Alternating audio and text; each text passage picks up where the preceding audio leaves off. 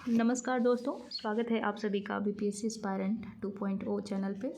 और आज के इस वीडियो में हम लोग 68 बीपीएससी मेंस में जो क्वेश्चन पूछे गए हैं एलएसडब्ल्यू के उसको देखेंगे। और जो 100 प्रश्न है उसमें से आज 50 प्रश्नों को हम लोग कवर करेंगे और आज शाम तक नेक्स्ट जो 50 क्वेश्चन होंगे उसको डाल दिया जाएगा इसी चैनल पर।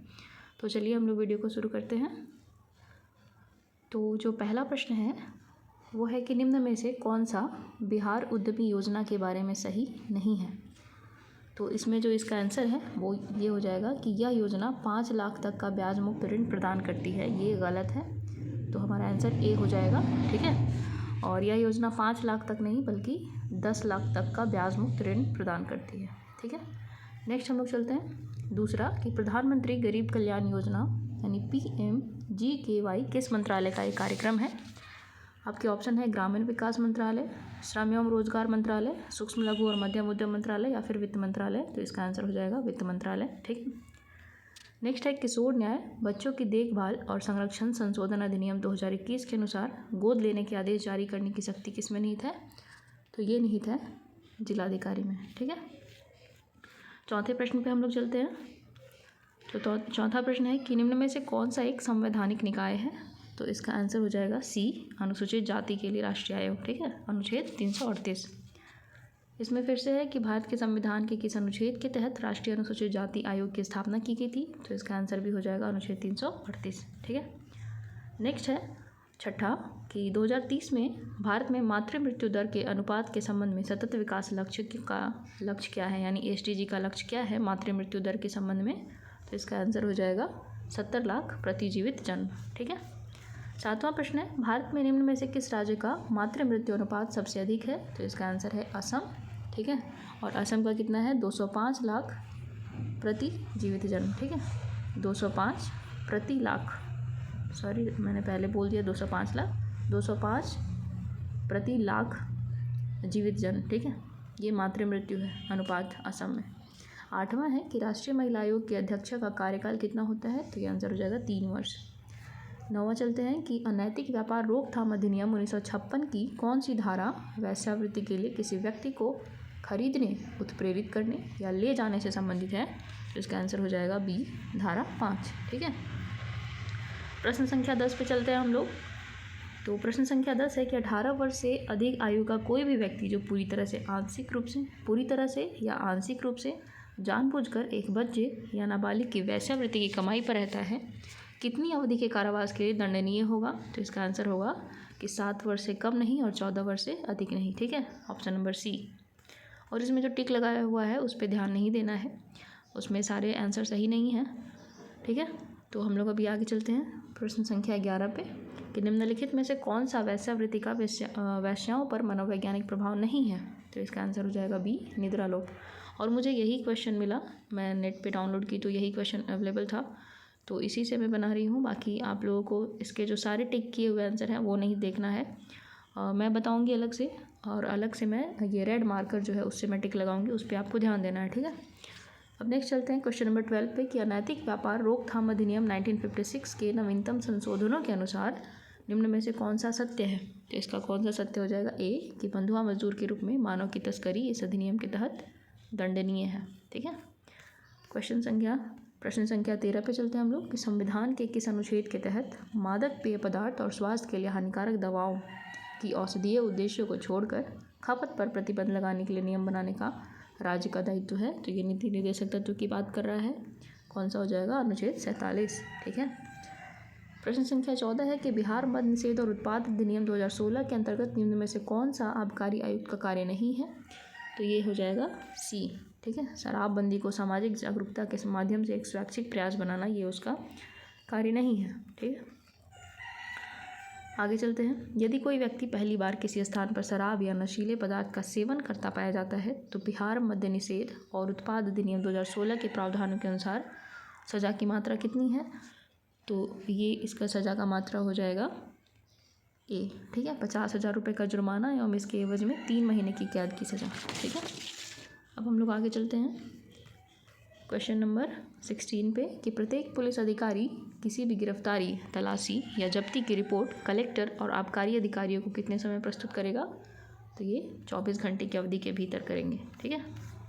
नेक्स्ट है प्रश्न संख्या 17 की एक फैसले में दिल्ली उच्च न्यायालय ने भिखारी विरोधी अधिनियम को असंवैधानिक ठहराया क्योंकि यह उल्लंघन करता है संविधान के अनुच्छेद 14 और 21 का, ठीक है।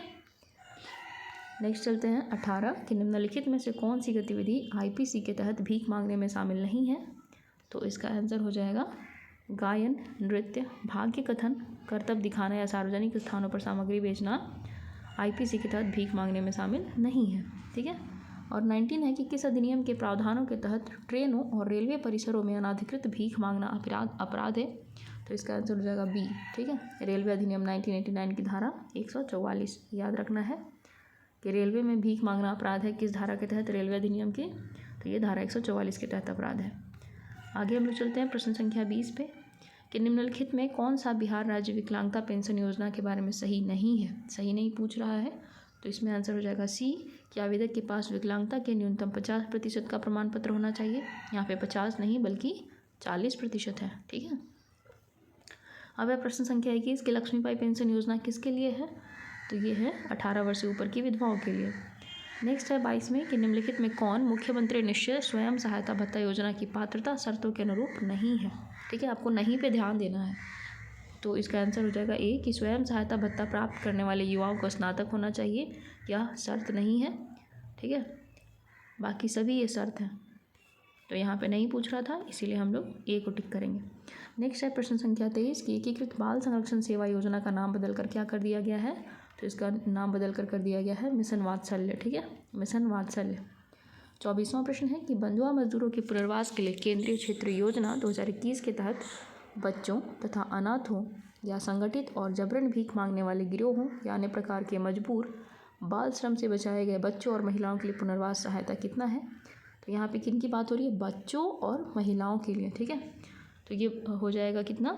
बी हो जाएगा, प्रत्येक लाभार्थी को 2 लाख रुपए, ठीक है। और अगर यहाँ पे सिर्फ वयस्क होता जिसमें कि पुरुष होंगे तो उनके लिए 1 लाख रुपए है। यहाँ जब बात बच्चों की और महिलाओं की है तब उनके लिए 2 लाख रुपए की बात हो जाती है, ठीक है। नेक्स्ट हम लोग चलते हैं प्रश्न संख्या 25 पे कि बंधुआ मजदूरों के पुनर्वास के लिए केंद्रीय क्षेत्र की योजना के तहत प्रत्येक राज्य द्वारा जिला स्तर पर एक बंधुआ मजदूर पुनर्वास कोष बनाया जाएगा, जिसका स्थायी कोष होगा। कितना होगा स्थायी कोष? तो है इसका आंसर डी, 10 लाख रुपए इसका स्थायी कोष होगा, ठीक है। बंधुआ मजदूर पुनर्वास कोष की जो राशि है वो कितनी होगी? 10 लाख रुपए। अगले प्रश्न पे हम लोग चलते हैं जो कि है प्रश्न संख्या 26। इसमें है कि मुक्त कराए गए बंधुआ मजदूर को तत्काल वित्तीय सहायता की राशि कितनी है। तो इसका आंसर है ए, 1 लाख रुपए, ठीक है। अब नेक्स्ट हम लोग चलते हैं प्रश्न संख्या 27 पे कि निम्नलिखित में से कौन सा आत्मनिर्भर भारत रोजगार योजना ABRY के अनुसार प्रावधानों के अनुसार नहीं है। तो इसका आंसर हो जाएगा सी, ठीक है, कि कर्मचारी भविष्य निधि संगठन के साथ पंजीकृत हर प्रतिष्ठान को लाभ प्रदान किया जाता है। ऐसा नहीं है, हर एक प्रतिष्ठान को लाभ प्रदान नहीं किया जाएगा इसके तहत। इसमें केवल उन्हीं प्रतिष्ठानों को लाभ प्रदान किया जाएगा जो कि EPFO के साथ पंजीकृत हैं और साथ ही साथ 1000 से अधिक कर्मचारी वाले जो संस्थान होंगे उन्हीं को लाभ प्रदान किया जाएगा। किसके तहत? तो यह आत्मनिर्भर भारत रोजगार योजना के तहत, ठीक है। नेक्स्ट हम लोग चलते हैं क्वेश्चन नंबर 28 पे कि बाजार में उपलब्ध नौकरियों और बाजार में उपलब्ध श्रमिकों के कौशल के बीच बेमेल से उत्पन्न जो बेरोजगारी है वो क्या कहलाती है। तो वो कहलाती है संरचनात्मक बेरोजगारी। नेक्स्ट है क्वेश्चन नंबर 29 कि भारत के संविधान की किस सूची में श्रम को एक विषय के रूप में रखा गया है। तो ये तो बहुत आसान प्रश्न है, समवर्ती सूची, ठीक है। प्रश्न संख्या 30 है भारत में श्रम विधान अपनी उत्पत्ति, अधिकार और शक्ति कहाँ से प्राप्त करते हैं। तो ये संविधान से प्राप्त करते हैं। अब है प्रश्न संख्या 31, तो भारतीय संविधान का अनुच्छेद 43 किससे संबंधित है। तो ये संबंधित है डी, सभी श्रमिकों के लिए जीवन का एक सभ्य स्तर और अवकाश का पूर्ण आनंद और सामाजिक और सांस्कृतिक अवसर से, ठीक है। अब हम लोग चलते हैं प्रश्न संख्या 32 पे। तो 32 है कि भारत के संविधान का कौन सा अनुच्छेद ट्रेड यूनियन बनाने की स्वतंत्रता देता है। तो यह अनुच्छेद 19, ठीक है। और इसका कौन सा सेक्शन है, और जैसे 19A B C D क्या है ये आप कमेंट सेक्शन में बताइएगा। नेक्स्ट है 33 के निम्नलिखित में कौन सा कथन सही है। तो ये है, इसका आंसर हो जाएगा संविधान के अनुच्छेद 42 में काम की न्यायोचित और मानवीय स्थितियों की परिकल्पना की गई है। तो ये सही है, ठीक है। नेक्स्ट है 34 कि भारतीय संविधान के किस अनुच्छेद में 14 वर्ष से कम आयु के बच्चों को किसी कारखाने, खान और किसी अन्य खतरनाक रोजगार में नियोजित करने पर रोक है। तो इसका आंसर हो जाएगा डी, ठीक है, अनुच्छेद 24। आगे हम लोग चलते हैं। मातृत्व राहत का प्रावधान संविधान के किस अनुच्छेद के तहत दिया गया है? तो ये दिया गया है अनुच्छेद 42 के तहत। प्रश्न संख्या 36 है कि नियोक्ता और उसके कामगारों के बीच संबंध को विनियमित करने वाला सबसे पहला कानून था कौन सा? तो ये कानून था ट्रेड यूनियन अधिनियम 1926। आगे हम लोग चलते हैं प्रश्न संख्या 37 पे कि निम्नलिखित में कौन सा एक श्रम कानून केंद्र सरकार द्वारा अधिनियमित और लागू किया जाता है? तो इसका आंसर हो जाएगा 37 का ये कर्मचारी राज्य बीमा अधिनियम 1948, ठीक है। अब हम लोग चलते हैं प्रश्न संख्या 38 पे कि निम्नलिखित में कौन सा मातृत्व लाभ अधिनियम के बारे में सही है? तो इसका ये सही है ऑप्शन कि यह केंद्र सरकार द्वारा अधिनियमित किया जाता है और केंद्र एवं राज्य सरकार दोनों द्वारा लागू किया जाता है, ठीक है। अब प्रश्न संख्या 39 है कि समान पारिश्रमिक अधिनियम 1976 श्रम कानून के किस सिद्धांत पर आधारित है? तो ये सामाजिक न्याय के सिद्धांत पर आधारित है। अब है प्रश्न संख्या 40 कि श्रम कानून के सिद्धांतों को सुरक्षात्मक और नियामक के रूप में किसने वर्गीकृत किया? तो इस प्रश्न का जवाब क्या है आपको बताना है, ठीक है। कहाँ बताना है? कमेंट सेक्शन में, ठीक है। चलिए प्रश्न संख्या 41 पे चलते हैं कि निम्न में कौन सी श्रम कानून की सामाजिक समानता के सिद्धांत की मुख्य अभिधारणा है? तो इसका आंसर हो जाएगा कि श्रमिकों की उत्पादकता और समृद्धि को बढ़ाने की दृष्टि से मजदूरी प्रणाली को समायोजित करने के लिए औद्योगिक दक्षता की वृद्धि सुनिश्चित करना, ठीक है। ये क्या है? तो ये है कि सामाजिक समानता के सिद्धांत की मुख्य अभिधारणा है, ठीक है। अब चलते हैं प्रश्न संख्या 42 पे कि कारखाना अधिनियम के तहत धारा 2 के परिभाषित करती है। किसको परिभाषित करती है भाई? तो ये परिभाषित करती है निर्माण प्रक्रिया को, ठीक है, कारखाना को नहीं परिभाषित करती है। अब हम लोग आगे चलते हैं प्रश्न संख्या 43 पे कि श्रम कल्याण अधिकारी के संबंध में निम्न में से कौन सा कथन सत्य नहीं है? ठीक है, तो इसका आंसर हो जाएगा ये बी, ठीक है। श्रम कल्याण अधिकारी के कर्तव्य और जिम्मेदारी को कानून में परिभाषित और निर्धारित किया गया है, ये सही नहीं है, ठीक है। आगे चलते हैं हम लोग 44 कि कारखाना अधिनियम 1948 के तहत कारखाना में काम करने के लिए उपयुक्तता प्रमाण पत्र फॉर्म निर्धारित करने की शक्ति किसमें है? तो यह प्रमाणन सर्जन में।